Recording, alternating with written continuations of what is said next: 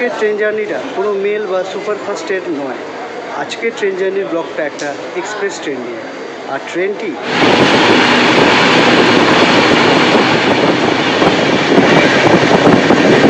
আর আমাদের seat number 4144। চলো লেবু দিয়ে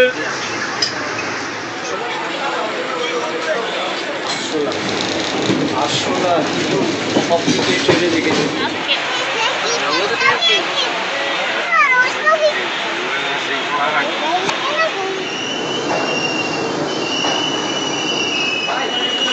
ক্যাটারিং আর অনবোর্ড ক্যাটারিং আছে, তবে আমরা বাড়ি থেকে খাবার নিয়ে এসেছি। যাদের ট্রেন পায়নি বা হয়তো এখান থেকে অনেক পরে ট্রেন আছে, সবাই রাত হয়েছে স্টেশনেই প্লাস্টিক চাদর পেতে শুয়ে পড়েছে।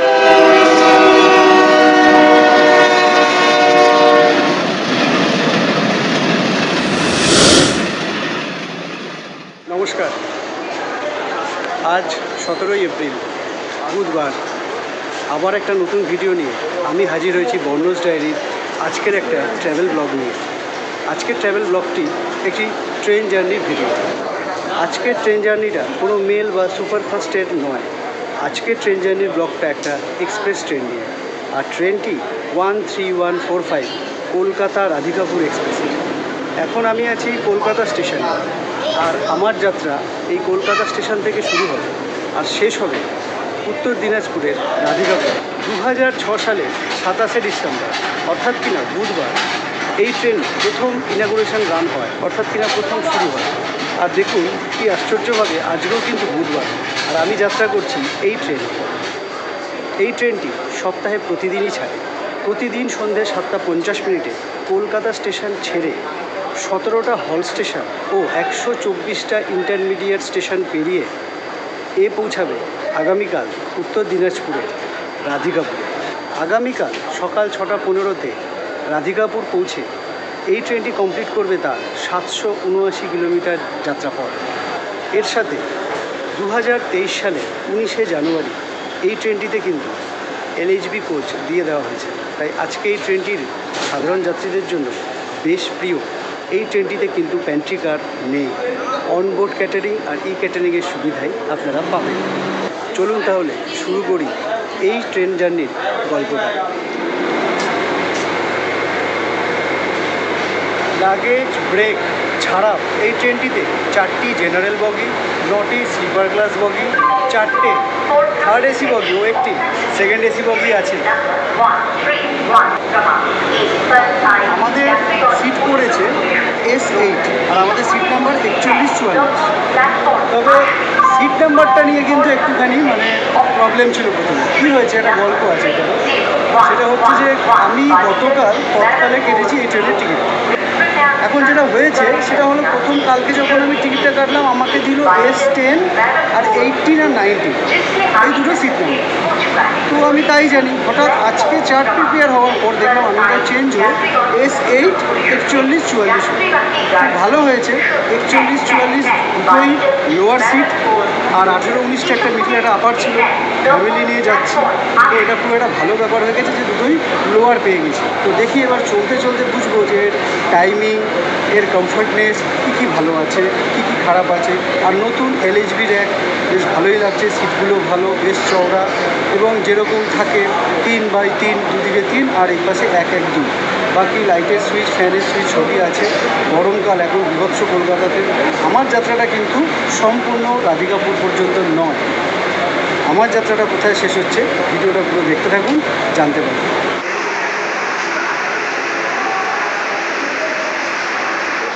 এটা ওয়াটার পিউরিফায়ার, জল ভরার বেসিন, বিশাল মিরর, এইখানে একটা কলগুলোতে একটা কীরকম টেপ বাঁধা আছে, খুব খারাপ অবস্থা কলগুলোর। এই টয়লেট। বাজে 7:42, ট্রেনে চেপে বসে পড়েছি আমি, আমার ওয়াইফ আর আমার মেয়ে। বাজলো পাক্কা 7:50, ট্রেন ছেড়ে দিল কলকাতা স্টেশন থেকে।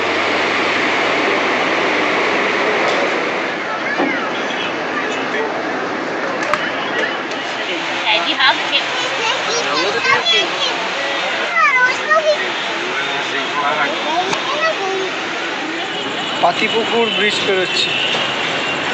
আপনারা যারা বেলগাছি অঞ্চলে থাকেন তারা চিনবেন।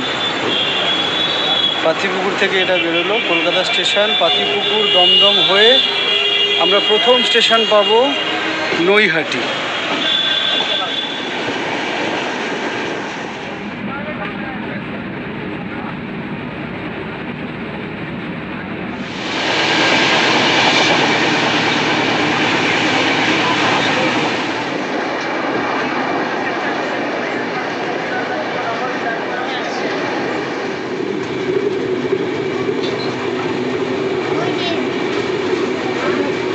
45 কিলোমিটার রাস্তা আর 17টা ইন্টারমিডিয়েট স্টেশন পেরিয়ে আমরা আজকের এই ট্রেন 13145 কলকাতা রাধিকাপুর এক্সপ্রেসের প্রথম হল স্টেশন অর্থাৎ কিনা নৈহাটি স্টেশনে এসে উপস্থিত হলাম।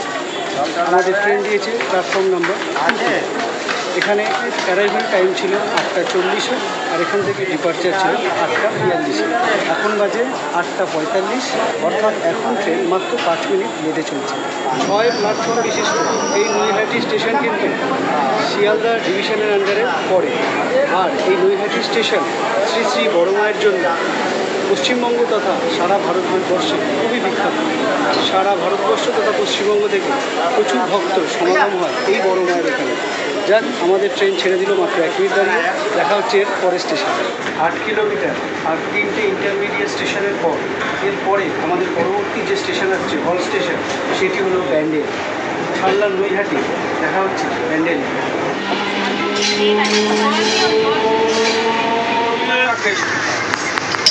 চলো লেবু দিয়ে চলো।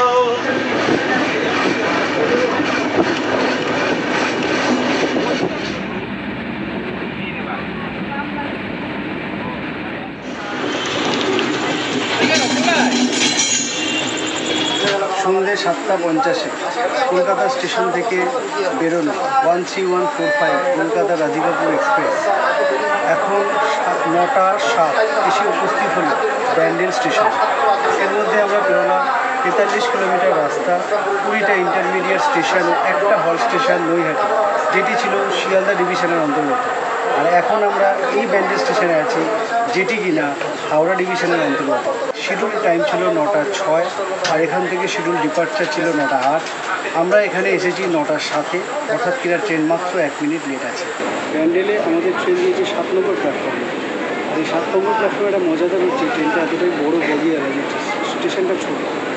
তো এই জন্য প্রথমে কী হয়, কিছুটা ট্রেন দাঁড়ায়, আবার ট্রেন ছেড়ে দিয়ে হাফ ফুটের পর কিছুটা দিয়ে আবার ট্রেন দাঁড়ায়। বাজে 9:17 আর ব্যান্ডেল থেকে আমাদের ট্রেন ছেড়ে দিল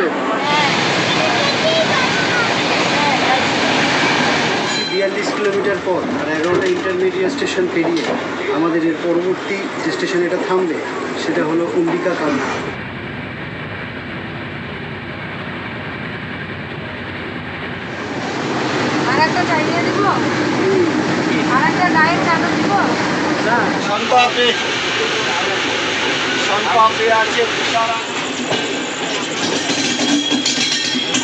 সন্ধ্যে 7:50 কলকাতা স্টেশন থেকে যাত্রা শুরু করে আমাদের এই ট্রেন 13145 কলকাতা রাধিকাপুর এক্সপ্রেস প্রায় 85 কিলোমিটার পর আর 31টা ইন্টারমিডিয়েট স্টেশন সাথে 2টো হল স্টেশন পেরিয়ে এখন আমি দাঁড়িয়ে আছি পূর্ব বর্ধমানের অম্বিকা কালনা স্টেশনে।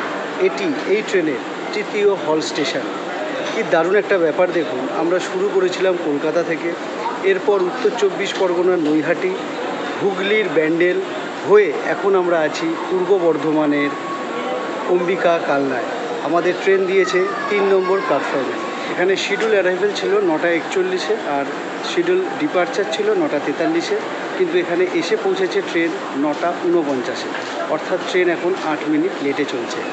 বাজলো 9:51 আর আমাদের ট্রেন ছেড়ে দিল অম্বিকা কালনা স্টেশন থেকে। এখানে ট্রেন দাঁড়ালো মাত্র 2 মিনিট। তো রাত প্রায় এখন বাজে 10টা বাজে 10 মিনিট বাকি। তো এবার আমাদের ডিনার করার পালা। তো এখন যাচ্ছি ভেতরে, গিয়ে শুরু করি আমাদের ডিনারটা। ডিনার আমরা কোনো ট্রেনে অর্ডার করিনি, কারণ আগেই বললাম এখানে প্যান্ট্রি নেই। ই ক্যাটারিং আর অনবোর্ড ক্যাটারিং আছে। তবে আমরা বাড়ি থেকে খাবার নিয়ে এসেছি, লুচি, আলুর দম, আর এটা একটা ছোটো মাছের সবজি, আমার মাছ খুব প্রিয়, বেগুন দিয়ে আলু দিয়ে সবজি, সুন্দর খাবার। আমরা ডিনার করতে থাকি, ততক্ষণে ট্রেনও চলতে থাকি। এরপর আমরা 23 কিলোমিটার পথ আর 5টা ইন্টারমিডিয়েট স্টেশন পেরিয়ে আমরা যাচ্ছি আমাদের পরবর্তী হল স্টেশন নবদ্বীপের দিকে।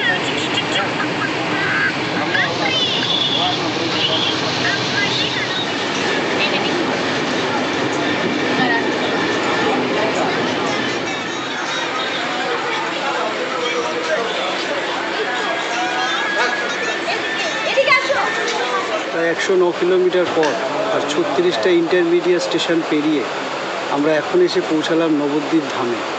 আমরা এখনও ডিনার করছি, ওর জন্য আমি নামতে পারিনি স্টেশনে।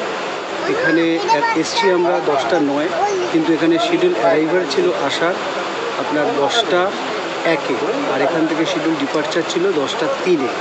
কিন্তু যেহেতু 10:09 এসেছে, অর্থাৎ আমরা এখনও সেই 8 মিনিট লেটটা ধরে রেখেছি। নবদ্বীপ ধাম সম্পর্কে আর কী বলবো আপনাদের, আপনারা সবাই জানেন নবদ্বীপ ধাম সম্পর্কে। শ্রী চৈতন্যদেবের নাম মনে আসলেই, শ্রী কৃষ্ণ শ্রী রাধার নাম মনে আসলেই আমাদের মনে পড়ে নবদ্বীপ ধামের কথা। ইস্কনের জন্য আজ পৃথিবীর সব জায়গায় মায়াপুর নবদ্বীপ ধামের নাম খুবই উল্লেখযোগ্য, এবং সব ভক্তরা প্রচুর দূর দূর থেকে আসে এখানে প্রতি বছর, বছরের নানা সময়। মাত্র 1 মিনিট হল্ট দিয়ে ট্রেন ছেড়ে দিল, আমরা বেরিয়ে পড়লাম নবদ্বীপ ধাম থেকে।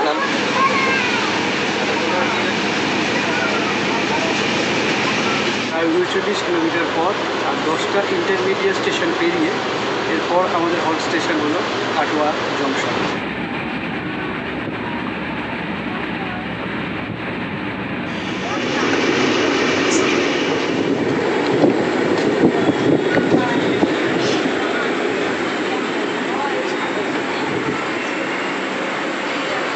প্রায় 148 কিলোমিটার পথ আর 46টি ইন্টারমিডিয়েট স্টেশন পেরিয়ে 13145 কলকাতা রাধিকাপুর এক্সপ্রেস এই মুহূর্তে এসে দাঁড়িয়েছে পূর্ব বর্ধমানের কাটোয়া জংশনে। এখন বাজে 10:44 আর আমরা এসে পৌঁছালাম এখন কাটোয়া জংশনে।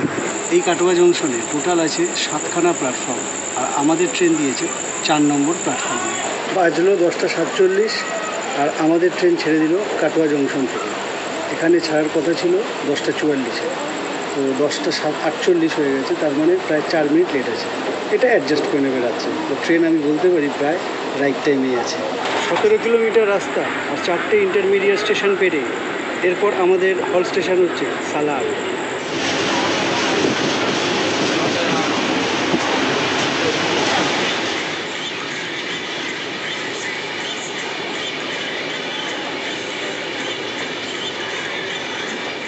আমরা কলকাতা, উত্তর 24 পরগনা, হুগলি, তারপর পূর্ব বর্ধমান পেরিয়ে এখন এসে পৌঁছেছি মুর্শিদাবাদের সালার স্টেশনে। এখানে শিডিউল অ্যারাইভেল ছিল 11টা, এখানে শিডিউল অ্যারাইভেল ছিল 10:58, আর এখান থেকে শিডিউল ডিপার্চার ছিল 10:59। এখন বাজে আমরা এসে সালারে। যাই হোক, এখানে ট্রেন 1 মিনিটও দাঁড়ালো না, ট্রেন ছেড়ে দিল, দেখতেই পাচ্ছেন। আর ঘড়ির কাঁটায় এই মুহূর্তে হলো 11:05। সালারে আমাদের ট্রেন দিয়েছিল 1 নম্বর প্ল্যাটফর্ম, আর এই সালার স্টেশন 4 প্ল্যাটফর্ম বিশিষ্ট।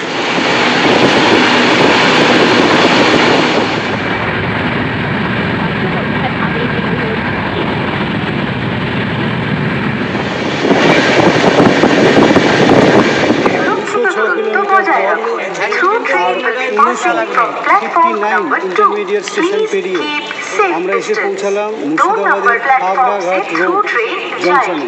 খাগড়াঘাট রোডে শিডিউল অ্যারাইভেল ছিল 11:25 আর শিডিউল ডিপার্চার ছিল 11:27, কিন্তু আমরা এসে পৌঁছেছি 11:32, অর্থাৎ ট্রেন এখন 5 মিনিট লেটে চলছে।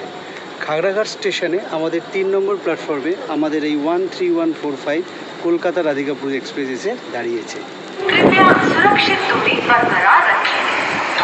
মাত্র 1 মিনিট, 11:33 ছেড়ে দিল ট্রেন খাগড়াঘাট রোড থেকে। প্রায় 15 কিলোমিটার পর আর 3টা ইন্টারমিডিয়েট স্টেশন পেরিয়ে এর পরবর্তী হল স্টেশন আমাদের আজিমগঞ্জ।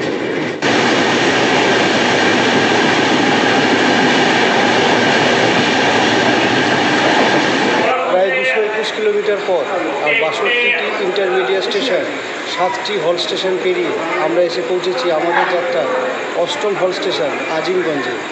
এখানে শিডিউল আসার কথা ছিল 11টা 41-এ আর 5 মিনিট হল দিয়ে এখান থেকে ডিপার্চার ছিল 11টা 46, কিন্তু এখন বাজে 11টা 47 আর আমরা এসে পৌঁছেছি আজিমগঞ্জে, অর্থাৎ ট্রেন এখন 6 মিনিট লেটে চলছে। আমরা আজিমগঞ্জের 1 নম্বর প্ল্যাটফর্মে দাঁড়িয়ে আছি। বাজলো 11টা 53 আর আমাদের ট্রেন ছাড়লো আজিমগঞ্জ স্টেশন থেকে।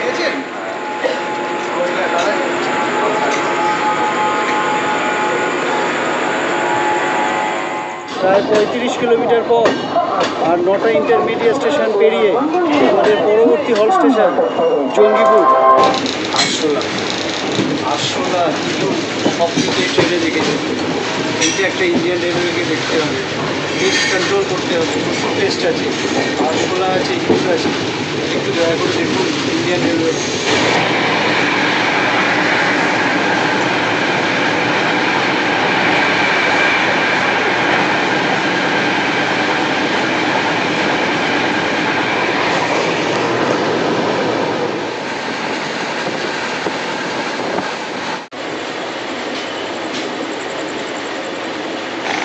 প্রায় 256 কিলোমিটার পথ আর 71টা ইন্টারমিডিয়েট স্টেশন পেরিয়ে আমরা এই মুহূর্তে আসলাম জঙ্গিপুর স্টেশনে। এই জঙ্গিপুর স্টেশনে আমাদের আসার কথা ছিল রাত 12টা 40-এ আর এখান থেকে শিডিউল ডিপার্চার ছিল রাত 12টা 41-এ। এখন বাজে 12টা 32, আমরা এসে পৌঁছেছি জঙ্গিপুর স্টেশনে। এখানে 1 মিনিটের হল, এখন একটু বেশিক্ষণই হল দেবে। আর আমরা জঙ্গিপুরের 1 নম্বর প্ল্যাটফর্মে এসে আমাদের এই ট্রেন দাঁড়িয়েছে। জঙ্গিপুর রোড স্টেশন, যাদের ট্রেন পায়নি বা হয়তো এখান থেকে অনেক পরে ট্রেন আছে, সবাই রাত হয়েছে স্টেশনেই প্লাস্টিক চাদর পেতে শুয়ে পড়েছে। এটা আমাদের ভারতীয় রেলওয়ের একটা চেনা দৃশ্য। সমস্ত স্টেশনেই প্রায় এই চিত্রটা দেখা যায়। এটা একটু ছোট স্টেশন, কম লোক, যেটা বড় স্টেশনে সেখানে আরও অনেক অনেক অনেক লোক থাকে। ভারতীয় রেলওয়ে আর ভারতবাসী ওতপ্রোতভাবে জড়িত।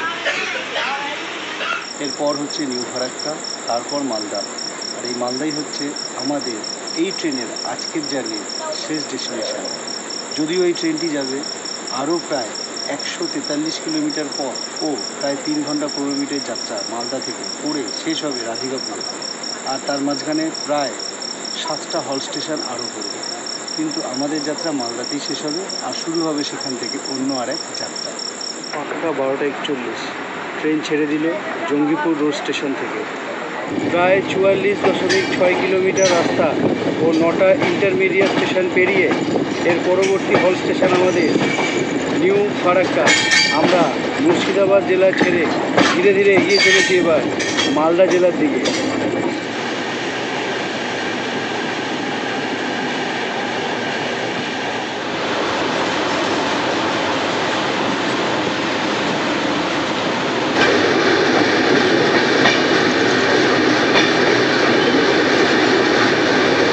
প্রায় 301 কিলোমিটার পথ আর 80টি ইন্টারমিডিয়েট স্টেশন ও 9টি হল স্টেশন পেরিয়ে আমরা এসে পৌঁছেছি নিউ ফারাক্কা জংশনে। এই নিউ ফারাক্কা জংশনে শিডিউল আসার কথা ছিল রাত 1টা 32-এ আর 5 মিনিট হল দিয়ে এখান থেকে শিডিউল ডিপার্চার ছিল রাত 1টা 37 মিনিটে। এখন বাজে রাত 1টা 53 আর আমরা এসে পৌঁছেছি নিউ ফারাক্কা জংশনে। এই নিউ ফারাক্কা জংশনের 3 নম্বর প্ল্যাটফর্মে আমাদের এই 13145 কলকাতা রাধিকাপুর এক্সপ্রেস স্টপেজ দিয়েছে। এবার মাত্র 35 কিলোমিটার পর আর 5টা ইন্টারমিডিয়েট স্টেশন পেরিয়ে আমরা পৌঁছাবো আমাদের পরবর্তী গন্তব্য আর আমার আজকে জার্নির শেষ গন্তব্য মালদা জংশনে।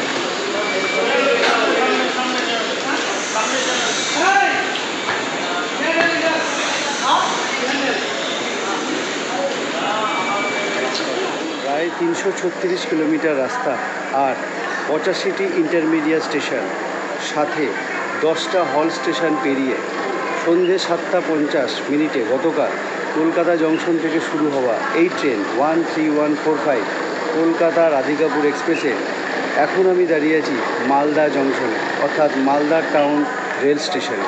মালদায় আমাদের শিডিউল টাইম ছিল 2:40 রাত, আর এখান থেকে শিডিউল ডিপার্চার ছিল 2:50, কিন্তু আমাদের ট্রেন এখানে এসেছে পাক্কা 3টে বেজে।